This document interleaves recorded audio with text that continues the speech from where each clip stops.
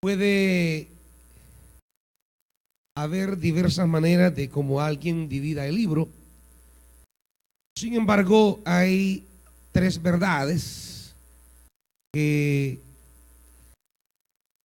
diríamos son el eje o los ejes en torno al cual el libro de los Hechos de los Apóstoles va a girar.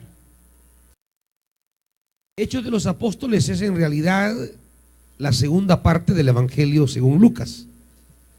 Por eso comienza diciendo el capítulo 1, versículo 1, arranca diciendo: estimado Teófilo, en mi primer libro me referí a todo lo que Jesús comenzó a hacer y a enseñar hasta el día en que fue llevado al cielo, luego de darles instrucciones por medio del Espíritu Santo a los apóstoles que había escogido. En mi primer libro, estaba hablando que esta es la parte segunda de una obra, dejando por sentado que el Evangelio según Lucas es la primera parte, y este libro que se ha conocido como Hechos de los Apóstoles en la historia de la iglesia es la segunda parte. Originalmente era un solo libro que vio desprenderse en dos, luego que se editaron los evangelios y se quedaron un bloque de los evangelios, y luego se hace un quinto libro que algunos le han llamado el quinto evangelio, porque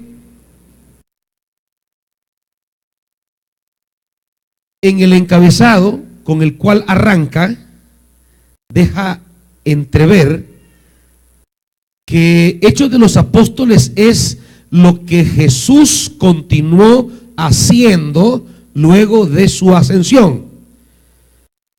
Por eso se le llama el quinto evangelio, porque no es una ruptura con la obra de Jesús en los evangelios, sino que es la continuidad de la obra de Jesús, solo que se recalca un eje primario que vamos a ver dentro de poco, que el modo o la persona a través del cual Cristo seguirá haciendo su obra es a través del Espíritu Santo, ¿verdad? Por eso se dice, en mi primer libro me referí a todo lo que Jesús comenzó a hacer y a enseñar, haciendo una referencia que todo lo que escribe a Teófilo es la obra de Jesús. Hay tres verdades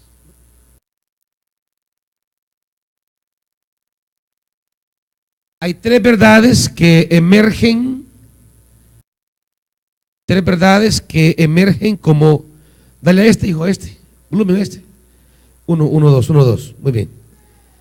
Solo levantarlo un poquito, Brian, está muy hacia atrás. Hay tres verdades que emergen en el libro, como diríamos, como tres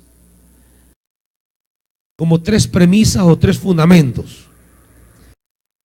La primera de ellas es que la iglesia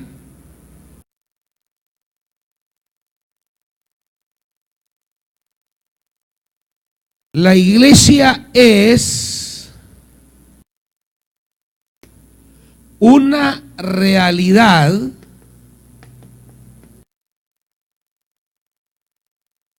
animada por el Espíritu Santo.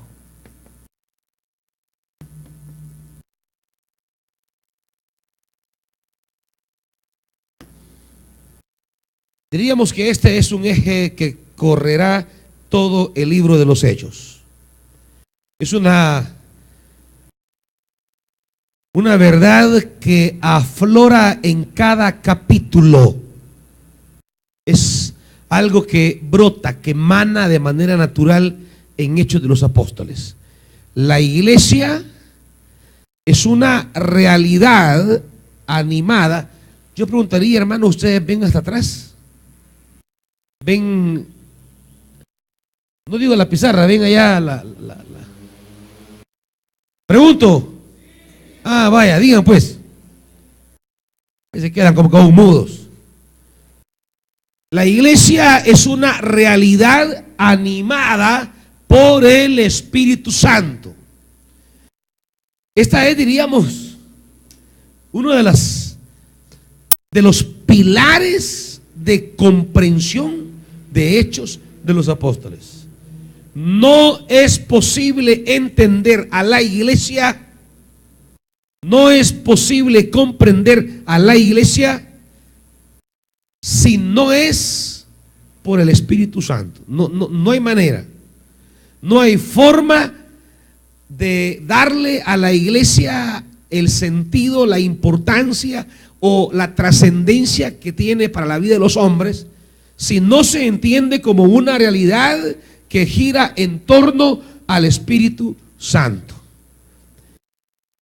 Esto significa que la iglesia no es un conjunto de doctrinas. La iglesia no es un edificio. La iglesia no es un conjunto de dogmas o ritos. La iglesia no es una estructura organizativa. La iglesia no son los apóstoles. La vida de la iglesia no son las instancias organizativas humanas. La vida de la iglesia es el Espíritu Santo. Puede faltar Pablo, puede faltar Pedro, pueden faltar los apóstoles, puede faltar cualquier líder de la iglesia, no importa. Mientras el Espíritu Santo se haga cargo de la iglesia sigue caminando. Esa es la premisa fundamental. No hay iglesia sin Espíritu Santo. Puede tener la iglesia cualquier cosa: líderes, estructuras, historia, pero eso no la convierte en iglesia. La semilla que da vida a la iglesia, la semilla que origina, que provoca a la iglesia, es el Espíritu Santo. Y usted lo puede ver, bueno, comienza con el Espíritu, dice, versículo 2.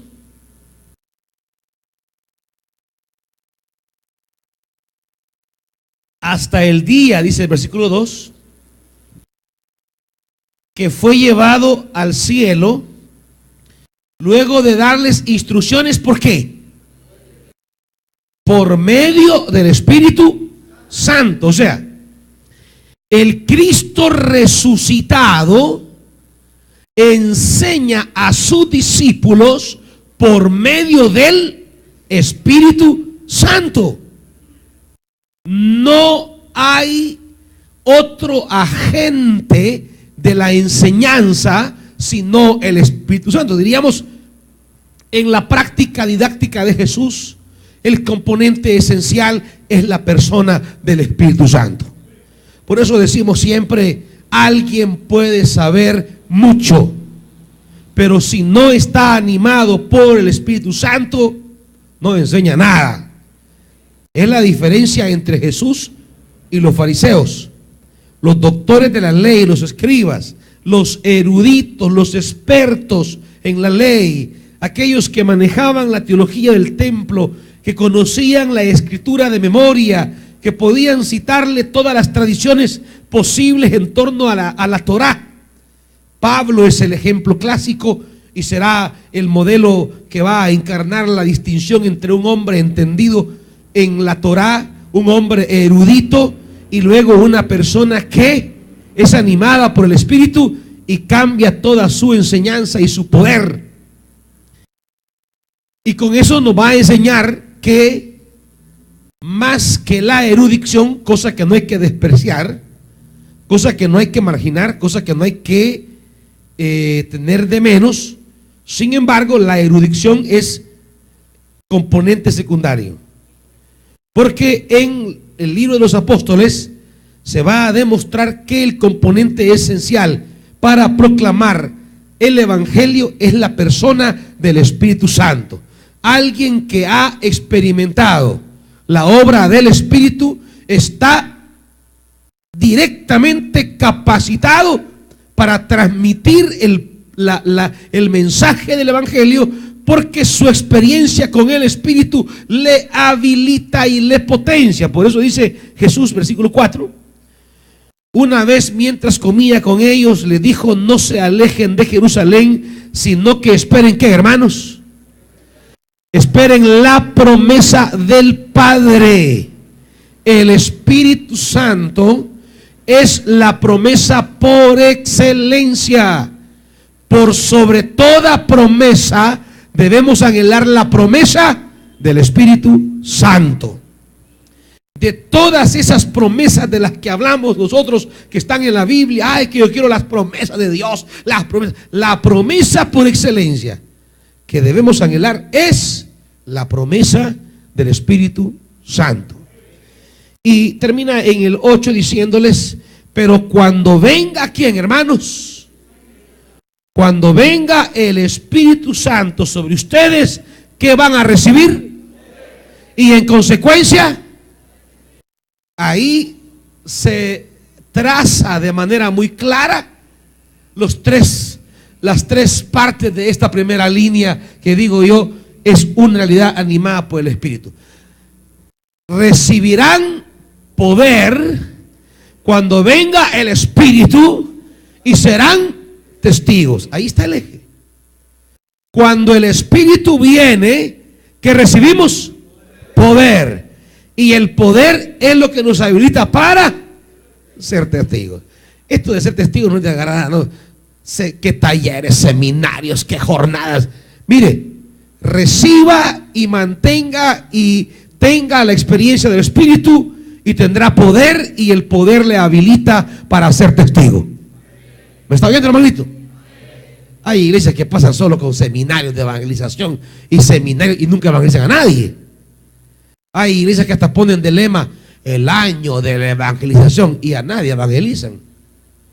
No, eso no es de seminarios, esto es de la experiencia del Espíritu.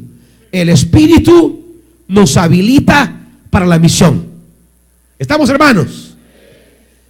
Así que cuando a usted le digan: ¿y vos quién sos, vos que te han puesto a predicar ahí? Yo soy un testigo habilitado por el Espíritu Santo. Y estas son mis obras, mis frutos. ¿Me entiende? Porque hay quienes que por gusto los nombran, los ponen, se preparan, dicen que predican y jamás se ha convertido nadie. Y nunca tienen ni siquiera frutos de esa obra del Espíritu en ellos. No. Esto es básico. El Espíritu Santo nos potencia para ser testigos. Esta es toda, diríamos, una de las verdades que forman el eje fundamental de Hechos de los Apóstoles. Y el libro termina en el capítulo 28.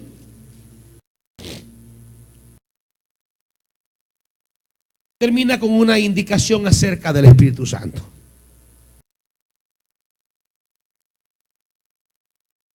Hechos 28-25. No pudieron ponerse de acuerdo entre sí y comenzaron a irse cuando Pablo añadió esta última declaración: con razón el Espíritu Santo les habló a sus antepasados por medio del profeta Isaías diciendo: ve a este pueblo y dile, por mucho que oigan no entenderán, por mucho que vean no percibirán, porque el corazón de este pueblo se ha vuelto insensible, se les ha embotado los ojos, se les han cerrado los oídos, se les han cerrado los ojos, de lo contrario verían con los ojos, oirían con los oídos, entenderían con el corazón y se convertirían y yo los sanaría. El libro termina hablando de una palabra profética del Espíritu Santo. Es decir, Hechos de los Apóstoles arranca con referencias directas al Espíritu Santo y terminan con referencias al Espíritu Santo. Diríamos, se abre y se cierra con una referencia directa al Espíritu Santo. Y a lo largo de todo el trayecto del libro es el Espíritu el que va animando a la iglesia, el que va impulsando a la iglesia. Esto no tiene que ver con capacidades personales. gente que viene y dice, no, mire, es que yo soy experto en esto, es que mire, yo vengo porque... No, mire, hermanito. Si quieres ser una persona eficaz en la obra del Señor, solo hay un componente que debe fluir de usted: una persona llena del Espíritu Santo. Todo lo demás puede estar ahí, pero no es fundamental de cara a ser la iglesia, de cara a ser vital para la obra de Dios. Usted puede venir, mire, que yo tengo tanta experiencia en no sé qué, que yo trabajé en no sé dónde, que yo puedo aquí, que yo soy allá, que yo no sé qué, que yo no sé cuánto. En la iglesia, el componente que a Dios le interesa y el componente que a mí me interesa es ver que usted es una persona que el Espíritu Santo la anima a la obra de Dios. ¿Me oye, hermanito? Mire, no ande buscando caer bien conmigo, oye. Ande buscando que se evidencie en su práctica la obra del Espíritu Santo, porque eso es lo que yo voy a ver.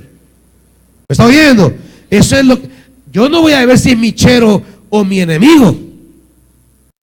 Puede haber gente quizá a la que yo no le caigo bien, pero yo veo que es una persona llena del Espíritu. Sepa que yo la voy a elegir para ocupar cargos de la iglesia o para encomendarles tareas, porque no es su amistad conmigo lo que cuenta, es si usted es una persona llena del Espíritu Santo. Y puede ser mi compadre, pero si yo miro que por gusto, no crea que le voy a encomendar tareas, hermanito. No crea que le voy a delegar funciones importantes, aunque sea mi chero, mi no sé qué, lo que sea. Lo fundamental, porque no voy a entregarle a alguien una tarea importante de la obra si no lo miro una persona llena del Espíritu Santo. Tiene que ser alguien en quien el Espíritu demuestre frutos. ¿Me están oyendo, hermanitos? Así que no me van a andar trayendo por ahí regalos pensando que eso me va a comprar para darle un cargo. No, hermanito. Lo que traiga, tráigamelo libremente. Oye, pero no voy a esperar que yo le voy a entregar algún área ministerial por eso. Si no, mejor no me lo traiga, porque después bravo se va a quedar. Vaya, este viejo, yo le llevo una camisa, le llevo esto y nunca me pone en nada en la iglesia. No. Esto no camina así, hermanitos. Demuéstreme en el campo de la misión que usted es una persona llena del Espíritu Santo. Porque esas son las que necesitamos aquí, hermanitos. Esas son las que necesitamos. Gente llena del Espíritu Santo. ¿Me oye? Ya si me quiere traer cosas, tráigamela. Yo tampoco me enojo, ¿verdad? Pero nada, que son intercambios. Y desde aquí arranca el capítulo 2 con el Pentecostés en Jerusalén. Porque en Hechos hay muchos pentecosteses, no solamente hay uno. A veces creemos que solo hay un pentecostés. No, hay muchos pentecostés. En el capítulo 2 tenemos el Pentecostés de Jerusalén, para entender que el movimiento de Jesús que nacerá en Jerusalén es un movimiento animado por el Espíritu Santo. Más adelante, cuando se vayan a elegir personas para trabajar en la iglesia, capítulo 6,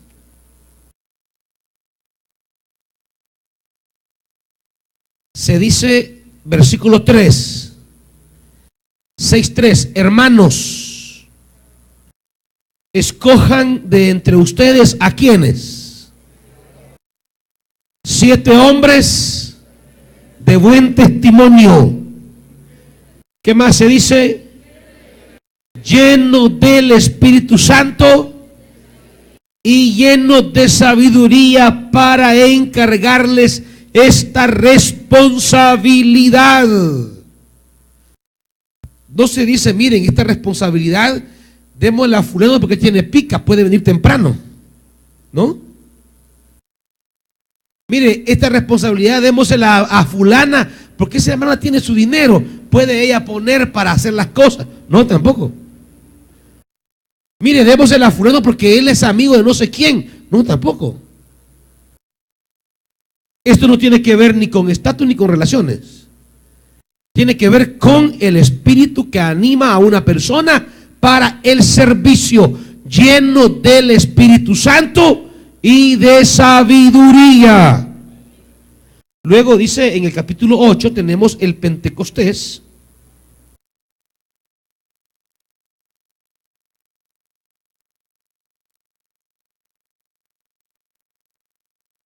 En Samaria. Porque la iglesia va a nacer en Samaria. Tenemos el Pentecostés de Jerusalén.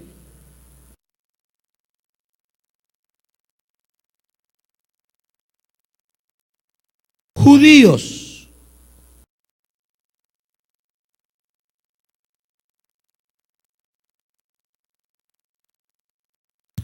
El Espíritu en Hechos capítulo 2 no cae sobre ningún gentil, solo sobre judíos.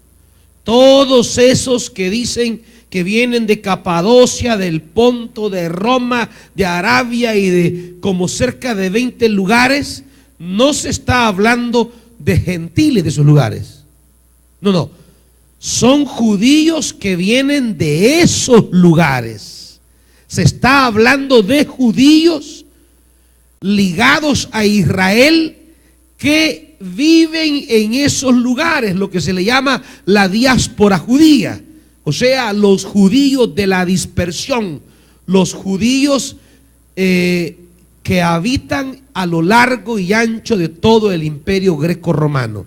Y están los judíos de Jerusalén, o sea, los judíos de la patria.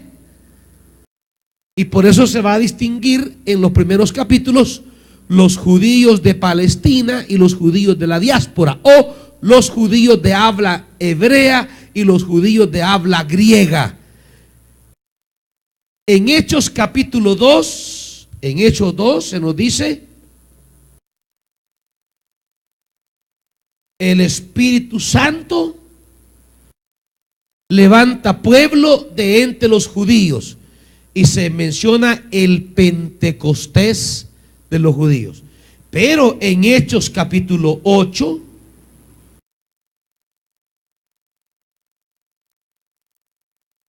tenemos un Pentecostés para Samaria. Los samaritanos son un grupo opositor a los judíos. Judíos y samaritanos se disputan la ortodoxia de la fe judía. Los samaritanos no eran gentiles. Los samaritanos eran quienes reclamaban la verdadera identidad del Antiguo Testamento. Por eso los samaritanos tenían su propio Pentateuco. Los samaritanos tenían su propia fe en Jehová, en Yahvé. Los samaritanos es una mezcla que se hizo de los judíos que quedaron cuando Babilonia arrastró y se llevó a Israel al cautiverio, y gente que trajo Nabucodonosor a vivir a Palestina. Se instalaron en Jerusalén y formaron lo que se llamará posteriormente el pueblo samaritano. Ellos tienen su propia Torá. Para ellos, Moisés no recibió las tablas en el Horeb, sino en el monte Gerizim. Ellos diríamos que los samaritanos tienen su propia versión. Es como que dijéramos hoy día, miren, están los evangélicos y están los testigos de Jehová, que para los judíos los samaritanos son unos herejes. Pero así justamente era la relación, un grupo herético que tenían su propia Biblia. Pero lo sorprendente será que aquí se va a plantear un Pentecostés para los samaritanos, indicando que el Espíritu no es propiedad de los judíos. El Espíritu no es propiedad de nadie, porque siempre las iglesias se creen dueñas del Espíritu. Creen que ellas son las que poseen el Espíritu. No, hermanitos.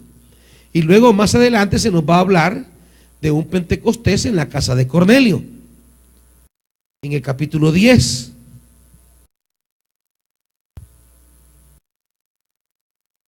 En Hechos 10,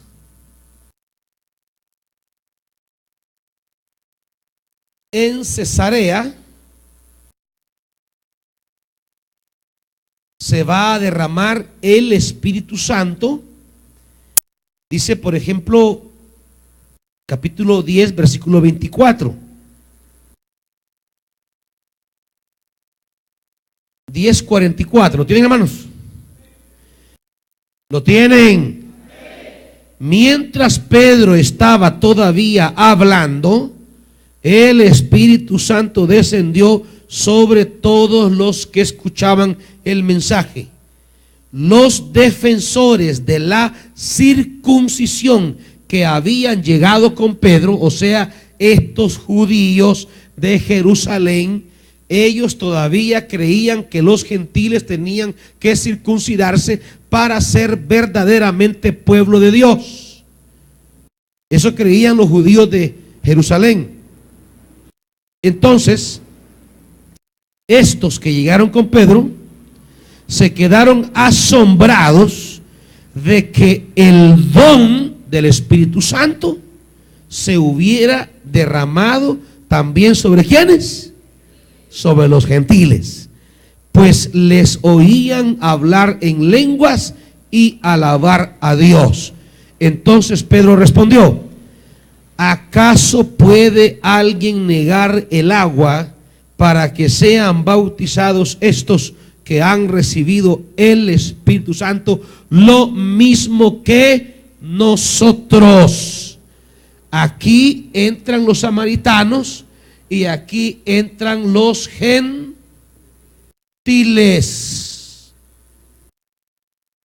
¿Y qué se dice en Hechos 10? Ellos recibieron el Espíritu Santo lo mismo que estos. O sea, la iglesia de Jerusalén no tenía un Pentecostés especial o diferente o superior. El mismo Pentecostés, el mismo, la misma, diríamos, la misma promesa, la misma experiencia. Dios no anduvo pidiéndole a los gentiles otra característica para ser cristianos. No les exigió nada más. El núcleo es sencillo. Reciben el Espíritu, pues bauticémoslos. Así pasó aquí. Recibieron el Espíritu, se bautizaron. Recibieron el Espíritu, se bautizaron. Recibieron el Espíritu, se bautizaron. No hay una exigencia aparte para los gentiles. Claro, esto para ustedes puede sonar normal, pero en el mundo de ideas que están viviendo los judíos se creían con unas pretensiones. Los judíos pensaban que ellos eran el pueblo macizo. Los judíos pensaban que ellos eran el pueblo en quien se cumplían las grandes promesas. Por eso dice, ellos defendían la circuncisión. El Pentecostés que tenemos en Hechos 2 es sobre judíos. Es sobre judíos esto. Cérralo. El Pentecostés de Hechos 2 es sobre judíos. Estos se creían exclusivos, y no solo exclusivos, a la vez excluyentes. De repente, cuando sobre ellos es derramado el Espíritu Santo, esto es para que se crean todavía más, para que crean que ya no solo son el pueblo que hereda las promesas, sino que ahora tienen el Espíritu Santo, que es la promesa por excelencia en el Antiguo Testamento. Entonces ellos se sienten poseedores de esa promesa, y eso los hace sentirse exclusivos, pero a la vez les hace ser excluyentes respecto a los gentiles, porque comienzan a predicar y comienzan a enseñar que los gentiles, si quieren llegar a ser parte del pueblo de Dios, tienen que circuncidarse, tienen que guardar la ley, tienen que abstenerse de comer alimentos impuros, tienen que abstenerse de algunas costumbres que los judíos no hacían, como tocar los muertos y otras cosas más. Cuando el Espíritu llega a Cesarea,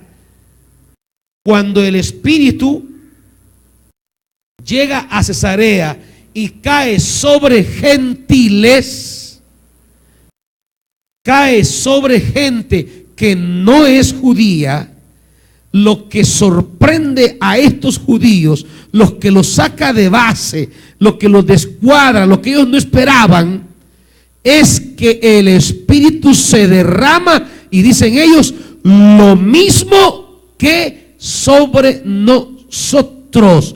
O sea, no hay distinción ya para Dios. Sean judíos, sean gentiles, el Espíritu es para todos. El Espíritu Santo es lo que convierte a un grupo de personas en iglesia. El derramamiento del Espíritu fue un golpe duro a ese orgullo de los hermanos judíos. O sea, los hermanitos de Jerusalén no crean que eran hermanitos bien, ay, qué lindo, vamos a ir a predicar al mundo gentil. No. Los hermanitos de Jerusalén eran bien exclusivos. Se la llevaban de importantes, que solo ellos, que la salvación solo para judíos, que los gentiles pueden entrar, pero nunca van a estar en plano de igualdad, que los gentiles pueden tener un chancecito de salvarse, pero ellos van a entrar como de segunda categoría, que ellos son el pueblo privilegiado.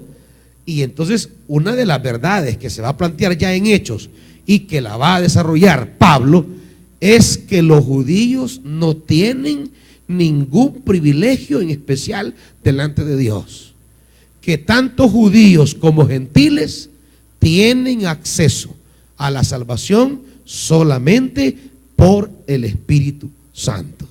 Es decir, valdrá más un gentil con el Espíritu que un judío sin el Espíritu. No hay distinción. Preguntas hasta aquí, hermanitos. ¿Alguien tiene preguntas de lo que he dicho, de lo que he mencionado, o interrogantes? Mayor explicación. Démela aquí el hermano Big Joe, que pronto va para Cojutepec, el hermano. Diga, hermanito.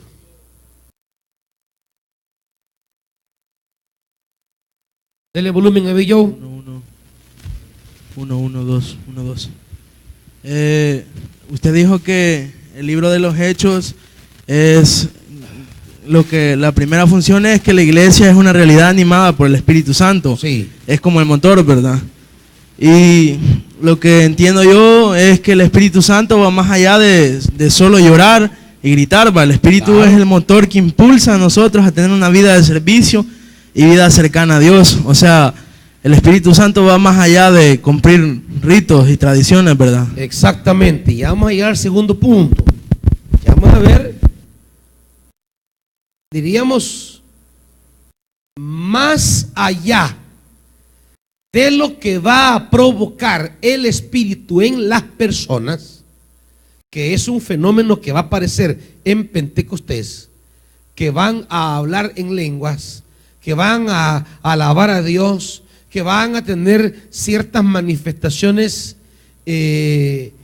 ciertos fenómenos particulares, es decir, van a haber hasta fenómenos extáticos. Pedro va a estar, dice, en su casa orando y tendrá un éxtasis.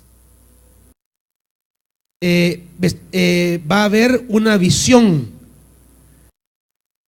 Cornelio va a haber una visión. Pablo tendrá una visión. Vamos a ver que en Hechos de los Apóstoles se nos van a dar esos fenómenos que son del Espíritu. Una cantidad de cosas que son inexplicables, ¿verdad? El Espíritu siempre va a provocar fenómenos cuando se derrama.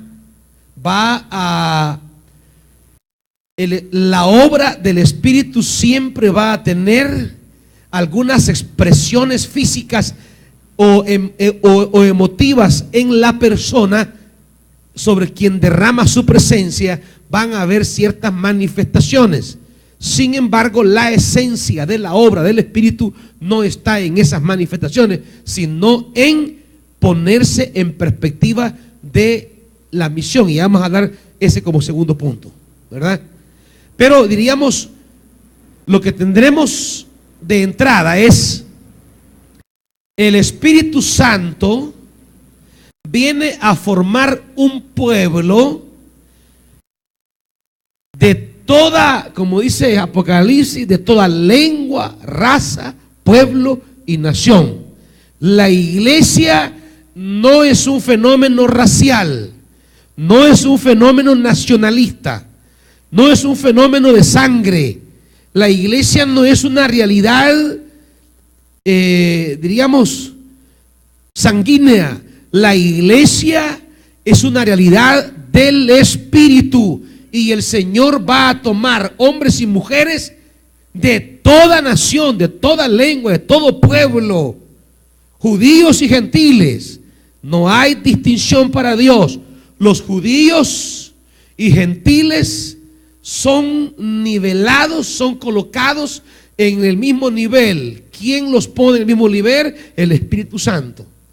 Si el judío quiere entrar a participar de la bendición de Dios, tiene que tener el Espíritu Santo.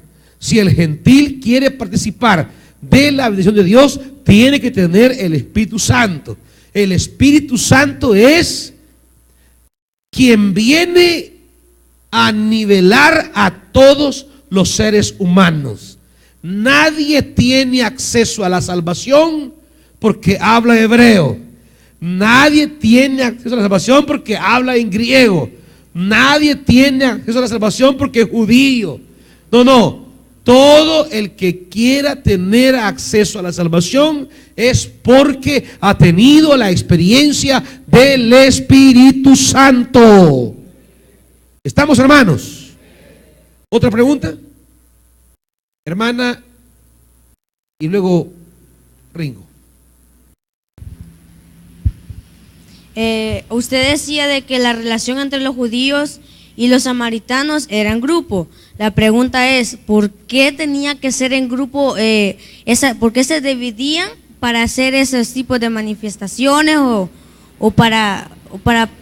no sé si para predicar la palabra o para hacer sus cosas en grupo, ¿verdad? Pero ¿por qué se dividían? O sea, lo que estamos hablando es que son grupos sociológicamente bien definidos. Como decir hondureños y salvadoreños, ¿verdad? Como decir los migueleños y los santanecos. Son grupos bien delimitados que tienen hasta características bien específicas. Es decir, son grupos racialmente o sanguíneamente o culturalmente bien marcados. Entonces, en el siglo I existía muchísimo ese conflicto cultural entre diferentes naciones o grupos dentro de una nación. Y en Palestina estaban los samaritanos, estaban bien definidos los galileos, estaban bien definidos los judíos. Entonces, los judíos siempre se miraban superiores a los samaritanos. Por eso los discípulos se sorprenden cuando ven a Jesús conversando con la mujer samaritana, porque dice, porque judíos y samaritanos no se llevan entre sí. Entonces, si el Espíritu Santo solo hubiera caído en Jerusalén, esto hubiera dado pie para que la iglesia de Jerusalén convirtiera en doctrina el que todos tendríamos que circuncidarnos y guardar la ley para alcanzar la salvación. Por eso el Espíritu también se derrama sobre gentiles sin pasar por la circuncisión, se derrama sobre samaritanos sin exigir la circuncisión, más que la experiencia del Espíritu Santo. Ringo.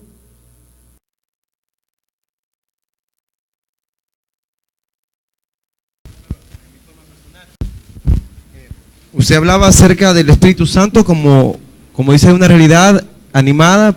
La iglesia es una realidad animada por el Espíritu Santo. O sea que en el caso, como explicaba usted, si el Espíritu Santo se hubiese derramado solo sobre los judíos, hubiesen los judíos haber tomado una iniciativa de decir, para que ustedes reciban el Espíritu, tienen que cumplir cierto tipo de cosas para llegar a eso. Se creían ellos que cumpliendo lo que tenían, adquirían el Espíritu. Entonces el Espíritu viene y se coloca en una línea para decir, no, el punto de inicio soy yo. Y se derrama sobre los judíos y sobre los samaritanos. Exactamente. Algo así. Si los judíos, solo ellos hubieran recibido el Espíritu, esto hubiese dado pie de decir a los gentiles, ¿quieren ustedes recibir el Espíritu? Háganse judíos. ¿Ya? Entonces, el Espíritu Santo no iba a permitir eso. Porque ya no hay preferencias de elecciones pasadas, sino que desde ahora es el Espíritu la puerta de acceso a las promesas de Dios. Okay. Muchas gracias. Allá atrás, el hermano Lee. Mi pregunta es, en Mateo capítulo 10, cuando Jesús comisiona a los discípulos, le dice no vayan en pueblos, específicamente el texto dice no vayan a los gentiles, Sí, y no entren a ningún pueblo samaritano, sino que vayan simplemente a las ovejas descarriadas. exacto. Y viniendo este texto, quizás por eso siento yo que Pedro, cuando Dios le muestra la visión, duda y dice, ¿cómo voy a ir a hacer esto? O sea, porque ha sido enseñado solo a los judíos. ¿Y por qué el Espíritu Santo viene a cambiar quizás, digámoslo, una norma o una orden que Jesús viene a dar? Que no vayan a los samaritanos ni vayan a los gentiles. Esa es mi pregunta. Claro, tendremos que hacer una aclaración. A veces nosotros pensamos que Jesús en su vida terrena, y óigame bien esto, a veces nosotros pensamos que Jesús en su vida terrena les enseñó a los apóstoles que la salvación era para los gentiles. Óigame esto, porque aquí nos hemos confundido mucho nosotros. Nosotros a veces creemos que el Jesús histórico, el terrenal, el que andaba caminando predicando las buenas nuevas por toda Palestina, a veces creemos que ese Jesús le enseñaba a los discípulos y les decía que la salvación era para todos. Y les quiero decir que no. Jesús era un judío y eso no lo podemos quitar. Él era un judío, bueno, era un hombre, y un hombre judío. Como hombre, él tenía las limitaciones de su época. Él no tenía un chip que venía programado, ¿verdad? Con un mensaje que ahí el padre le metió el chip y el programa. No. Él tuvo que crecer como judío, desarrollarse como judío y adquirió una conciencia como judío. Y Jesús llegó a desarrollar la idea que su movimiento espiritual era un movimiento de renovación del pueblo judío, y que esa renovación del pueblo de Israel impactaría a las naciones. Esa era la mentalidad judía en la época de Jesús. Y Jesús era hijo de su época. Jesús era hijo de sus límites culturales, religiosos de su momento. Y él nunca enseñó a los discípulos en su vida terrenal, en su ministerio histórico, nunca enseñó a los discípulos acerca del alcance de salvación a los gentiles. Nunca. Para Jesús, su movimiento era un movimiento de judíos. Renovar el judaísmo, una renovación espiritual, y esta renovación espiritual impactaría después a los gentiles. Por eso es que los apóstoles no entienden eso de ir a los gentiles. ¿Ustedes creen que si Jesús les hubiera enseñado una y otra vez, vayan a los gentiles, creen que Pedro no hubiera entendido? ¿Ah? Pero Pedro no entendía. Cuando el Espíritu, por eso tenemos el Jesús terreno que anduvo caminando con los discípulos y enseñándoles, y tenemos al Jesús resucitado. Ya ese Jesús que es el Cristo, que está sentado a la diestra del Padre, y que ya en esa esfera divina ya no está ligado a las comprensiones humanas. ¿Me van siguiendo? Y ahora, como Cristo resucitado, Él tiene ya una visión universal de la salvación. ¿Me explico? Ahora, ¿cómo va a hacer ahora para tratar que Pedro, Jacobo, Juan y todos entiendan el alcance a los gentiles de su obra en la cruz? Porque ya no anda más con ellos. Hoy está sentado a la diestra del Padre. Entonces, ¿a través de quién Él tratará de reeducar, de reenseñar a sus discípulos del alcance universal de su obra en la cruz? Lo hará por medio del Espíritu Santo. ¿Me van siguiendo? Entonces, Jesús sigue enseñando, solo que ahora lo hace a través del Espíritu Santo, porque en su vida terrena Jesús es bien claro y les dice: no vayáis por caminos de gentiles, ni entréis en ciudades de samaritanos, porque yo he sido enviado a la casa de Israel. Lo dice claramente.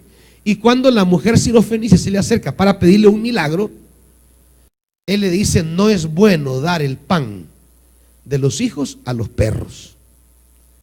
O sea, Jesús está dando una respuesta de su contexto, de su realidad humana. Yo no he sido enviado, dice, sino a la casa de Israel. Ahí está hablando de Jesús histórico.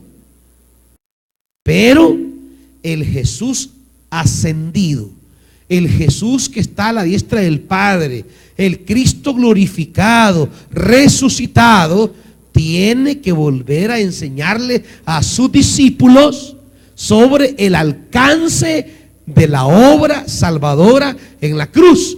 Y ahora lo hace por el Espíritu. Se le acerca a Pedro en una visión. Pedro, mata, come. No, Señor, jamás. Pedro mismo lo dice: ustedes saben que es prohibido que un judío entre a una casa de gentiles, pero yo he venido porque el Espíritu me dijo. O sea, Pedro mismo no agarraba al principio esto, porque ellos mismos tienen que reeducarse. El Espíritu Santo tiene que reeducar a los apóstoles y a la iglesia de Jerusalén, porque el Espíritu es el que ahora nos enseña, es a través del cual Cristo sigue guiando a su iglesia. ¿Estamos? Entonces, este es todo el drama, digamos, que tenemos en Hechos de los Apóstoles, que la iglesia de Jerusalén le costará a los hermanitos de Jerusalén, les resultará bien complicado entender lo que el Espíritu les está enseñando, que los gentiles están en plano de igualdad ante los judíos. O sea, es que esto es una cosa para ellos de verdad incomprensible, hermanos. Es como que gente que usted piense que siempre ha estado perdida, de repente Dios le diga, mire, Él es tan salvo como usted. Usted no va a aceptar, usted no va a querer, porque usted se considera que usted tiene cierta particularidad especial, que usted tiene cierto mérito que no tiene ese. Yo sí tengo ese mérito, pero ¿y vos? De repente el derramamiento del Espíritu nos dice que no hay más mérito que haber recibido el Espíritu Santo para salvación. ¿Más preguntas? ¿Nota? Yo tengo una duda y es que en el capítulo 2 Ajá. habla sobre, bueno, usted dijo que todos los que estaban allí eran judíos, ¿Sí? pero en el capítulo 2 se menciona y dice, bueno, en el versículo 4 dice que todos comenzaban a hablar en diferentes lenguas según el Espíritu les concedía. En el 6 dice que se agolparon los judíos que estaban alrededor porque los escuchaban hablar en su propio idioma. En el 8 dice, ¿cómo es que cada uno de nosotros lo oye hablar en su lengua materna? Mi pregunta es, ¿a qué lengua materna se refieren? Si se refieren a el hebreo o por qué hace mención esto el texto. No. El texto dice, se agolparon todos los, ¿quiénes? ¿Quiénes se agolparon? Todos los judíos. ¿Provenientes de dónde? ¿Qué zona dice ahí? Pero menciona zonas específicas. Con ganas, hermano, como son viejitos hablan, hombre. Partos, medos, elamitas, los de Mesopotamia, los del Ponto, Capadocia, Asia, Bitinia, Panfilia, Egipto, el norte de África, Libia. Ahora, pero ¿quiénes son esos? Esos son judíos que han subido a Jerusalén a la fiesta de Pentecostés, que no es una fiesta cristiana en principio, sino judía. Acuérdense que los judíos subían 3 veces al año a una de las 3 grandes fiestas. Habían 3 veces al año grandes fiestas. Los judíos repartidos en el mundo tenían que subir al año por lo menos a una, ya sea a la Pascua, ya sea a Pentecostés o ya sea a los tabernáculos. Tenían que subir para participar de esa fiesta. En este caso se estaba celebrando la fiesta de Pentecostés, que es una fiesta que se celebraba 50 días después de la Pascua. Y por eso se llama Pentecostés, porque Penteconta significa 50 en griego. Entonces, la fiesta de Pentecostés, o sea, la fiesta de los 50 días, es lo que significa. Entonces, los judíos subían, podían vivir en cualquier parte del mundo, pero ellos subían. Entonces ellos venían y ellos habían aprendido el idioma donde nacieron. Estamos hablando, acuérdense, que estos judíos ya son gente de quinta o sexta generación donde están viviendo. Imagínense si nosotros tenemos salvadoreños que se fueron apenas hace 25 años a Estados Unidos y tienen un hijo allá, esa gente ya no aprende el español. El hijo de ese que se fue aprende, ¿cuál va a ser su lengua materna? No va a ser el español de El Salvador, su lengua materna va a ser el inglés, es la lengua en la que nació. Es más, esos hipotes cuando juega El Salvador contra Estados Unidos no crean que van a favor de El Salvador, van a favor de Estados Unidos. El papá que se fue de aquí y se estableció allá está viendo el partido El Salvador Estados Unidos y va ganando Estados Unidos 3-0 y dice: oh chica, nos van penqueando. Y el niño le va a decir: no papá, si vamos ganando. Y eso en apenas 25 años. ¿Y qué decir los judíos que tenían ya 400 años de estar dispersados en el mundo? Ellos ya no tenían mayor indicio de la lengua hebrea y su único contacto con la patria original era subir a una fiesta. Pero ellos venían usando sus idiomas originales. Entonces no son gentiles, son judíos de la diáspora que llevan siglos que ya nacieron en esas tierras. No sé si queda claro, hermano. ¿Alguien más? Hermana Estecita.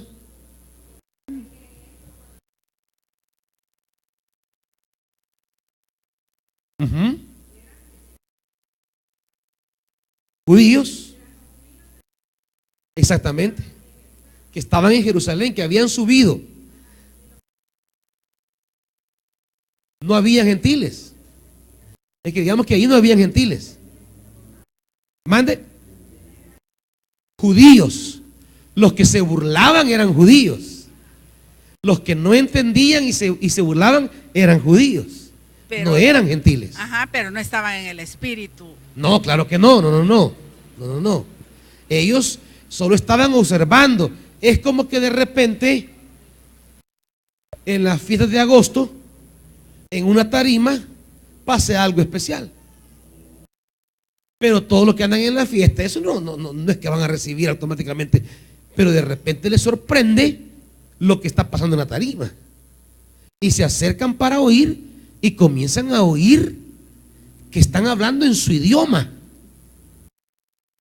las maravillas de Dios.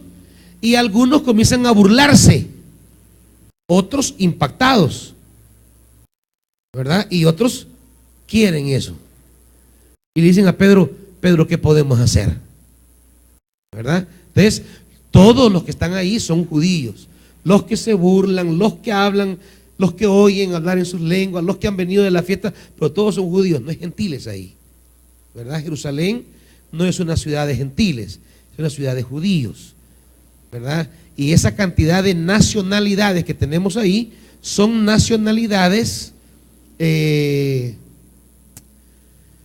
secundarias, por decir así. Pero primero son judíos. Pero son judíos de Bitinia, son judíos del Ponto, son judíos de Galacia, son judíos romanos, son judíos de cualquier zona de la que han venido, pero son judíos. Entonces la sorpresa es que están oyendo a otros judíos hablar sus idiomas y contar las maravillas de Dios en el idioma que ellos entienden. ¿Verdad? Jerusalén es un fenómeno del derramamiento del Espíritu solo sobre judíos. Y gloria a Dios que no se quedó solo en Jerusalén, porque de lo contrario tendríamos que habernos convertido en judíos para recibir las bendiciones de Dios. Pero gloria a Dios que siendo judíos o gentiles, el Espíritu nos hace entrar en el mundo de las bendiciones de Dios. Amén, hermanitos. Vamos a dejar aquí la clase porque se me fue el tiempo ya. Hay 2 puntos más que quiero plantear en la otra clase, pero dejar muy bien claro todo lo que va a pasar en Hechos de los Apóstoles. Y óigame bien esto, todo lo que va a pasar no es la genialidad de Pablo, no es la genialidad de Pedro, no es la sapiencia de los apóstoles, no, todo lo que va a pasar en Hechos de los Apóstoles es la obra del Espíritu Santo. Será Él quien diga qué hay que hacer, a dónde ir. Y lo mismo para nosotros ahora, hermanitos. O somos guiados por el Espíritu o vamos a construir un proyecto humano. ¿Me entienden? Pónganse de pie, amados hermanos.